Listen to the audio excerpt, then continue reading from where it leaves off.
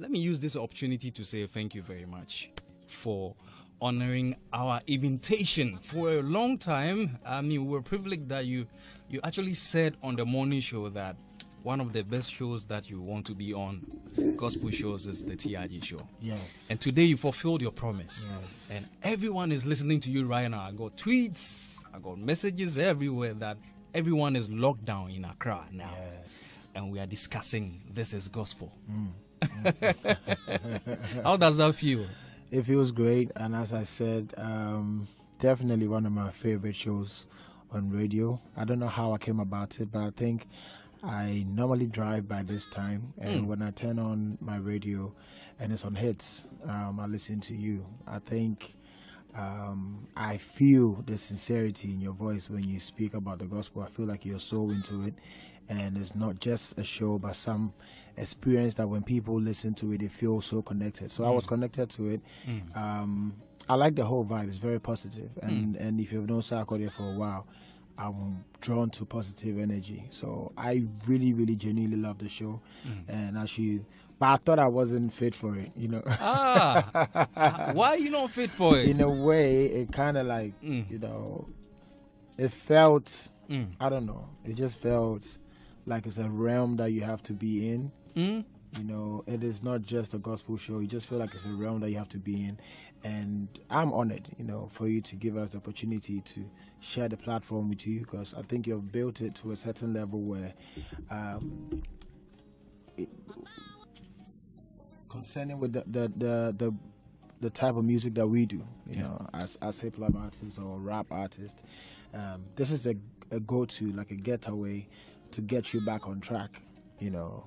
So that experience is why I say, like, I feel a bit, you know, disconnected. But in all, I think we're all humans, and we are children of God. So the show is for all of us. Okay, so you've just given the right answer. Yeah. Christ came for everybody. He did not select a kind of people to speak or minister to.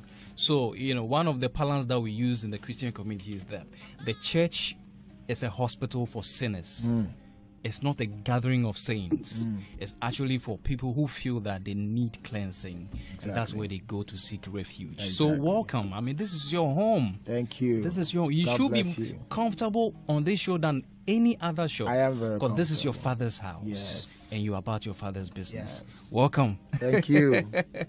So, yeah, we go straight. And on this segment is the Damascus Experience segment. And in the Bible, we read about Saul.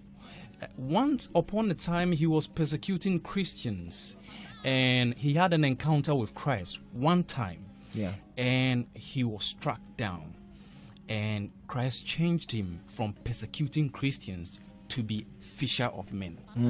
So it's a sharp contrast and a very quick turnaround, and he became positive from there onwards, like you said, with that positive energy, and he started winning people for Christ. Yes. And we believe in every Christian journey, in every Christian life, one has one moment or two had an experience, a real experience with the man Jesus or God himself, that on this show we feel people like you should be here to share it and bring out the reality, because people see you as dummy gods.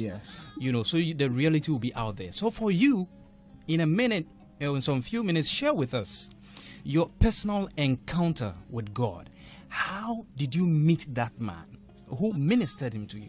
I mean, how did you encounter him? Just share with us. Okay. I think my story is a bit different. I don't think there was a time, you know, because I think from birth, I've been very blessed and lucky to have my mom. I come from a serious Christian home. My mom is the type that you would have to go to church before you can eat, you know, that type of strict Christian home. And I learned to know God through her, you know, because when she prays, I was a kid, but I used to see my mom pray to God like she could see him, or like in front of him. You know, he has a personal conversation. He doesn't do the prayers like the usual prayer, oh Father, this and that. She's a fancy, you know, so sometimes very angry, talks to God. And I feel like it's this guy like standing next to her, like who is he, you know? ordering him to do stuff. Like, this is what I want, and if you don't do this, and you're going to disgrace me, it's up to you, Papa.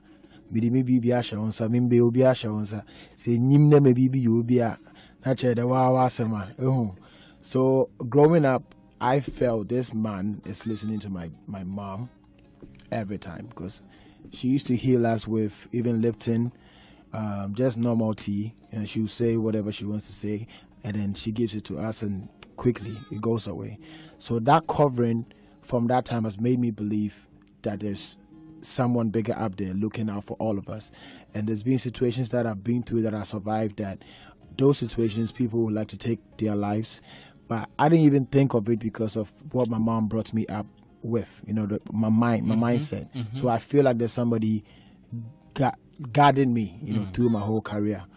So encountering God, I think my mom did it from birth. That's all we knew as kids. Okay. Before we been like turning adults. So I'm proud to say me, myself, and my siblings, it's rare to find someone who's a bit like a ruffian, who's out there like, we are all grounded. As much as we're humans, we have flaws. There's something that keeps us intact, and that's what my mom taught us, that there's a big man up there that if you, he's our father, and if you, they're not ansoninia, there are, punishments that you take, and if you don't associate yourself with him, there are things that can happen to you along the line. So our understanding of that doesn't make us realize even when we're going through hardship, because we feel like it's just, our understanding is different. I thank my mom for that. That is the upbringing that we got. Awesome. I mean, you are so privileged that your mom actually handed the Bible over to you at a very young age. Most of us and most of the young people we have today, it's very difficult because of the busy schedules of the Accra life, the hustling and everything on the streets of Accra. Parents find it difficult to hand over the Bibles to their children. You are so fortunate. And so, but for you, yours is different. But I entreat everyone listening to us right now. You heard it from Sarkodie straight. The mom actually handed Christ or God to him. If you've not had that personal experience, I invite you. It's a sweet experience we're about to experience right now. He's about to share some more with us. And so if you don't know him today, I present him to you. Just like he was presented to Sarkodie, I present the man, Jesus, to you this evening. So for you, it means that, I mean, you have a little knowledge about that man, and you do communicate with him, yes? Yes. Great. So can you share with us, whether one or two, life-changing testimonies? What are the few things that you feel that he came in so real, and you stood back and said, no, this is the hand of God. It is not any human making. Yeah. Do you have such critical experience you want to share with us? One or two? Yes, a whole lot. I think my whole life has been based on that. Come on, let's take it. Let's take one. Very interesting. In life, just basically because of believing this man up there. Critical example is me putting a challenge to him, like my mom always does. My mom would challenge God, like my father. I'm talking to you directly. If you don't do this and do this, I'll be very disappointed. So when I wanted to come out as an artist, I think I used to hang around a bunch of guys who gave me advice on how people make it in the industry, in the music industry. They're talking about some scary stuff that I know the background I'm coming from, there is no way that I can. That means it's literally a no for me. I can't be a star. I can't do what I want, what I'd really love to do. Because they were talking about, going to certain places to drink this type of water, and then you meet somebody, they will have something that you do, and then people will love your music, they'll follow you. I'm like, the home that I'm from, my mom is so strict that to date I don't drink. I can drink, but that thing is always here. You feel like, she will be watching somewhere, but I'm old. I can do whatever I want. Same with Christianity. So I felt even if you thought about going somewhere to seek help, your mom would realize it. So that fear was there, but then I had to trust God. So I said, this is what they're telling me. My mom presented me to you and said, my mom told me that when she had birth, she told God, I'm not taking care of this child, you are. So if anything, the outcome of this child is your works. It's your responsibility. Exactly. So I also asked him, So, Daddy, this is the situation. This is what I want to do. But these are the things they're saying I have to do. But I know it goes against your word and I can't do it. So, you have to prove to them that it's possible, that you can do it without it. So everybody else, but there's a lot of people, even now, there are underground artists who still believe in that whole idea of you need to go somewhere for protection. Someone has to do something for you to blow. I think it's there. It exists. I've not been there, but I think the fact that you're even talking about it means it's there. But as a child of God, you need to believe, in your faith. And that is what I did for a year. I asked him, I don't remember which year, but there was a particular year that I asked him that if it doesn't happen, then I might have to back out, because I was young, I was vulnerable. Someone is telling me this is how this and that they made it. If you don't do it, it's not going to happen. So that same year. At what age was that? You remember how old were you at that time? I was pretty young. I was very young. Like 15, 16, 18? Or you were beyond 18? I think I might be a little bit beyond that. Beyond 18? Yes, but I was still vulnerable.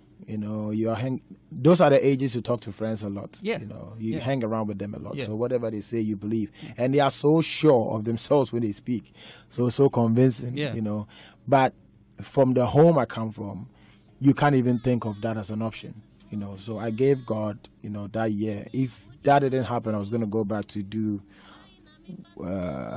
a normal job like anybody else. I was into graphic designing, so probably I would do I'll go to an office, design billboards or whatever.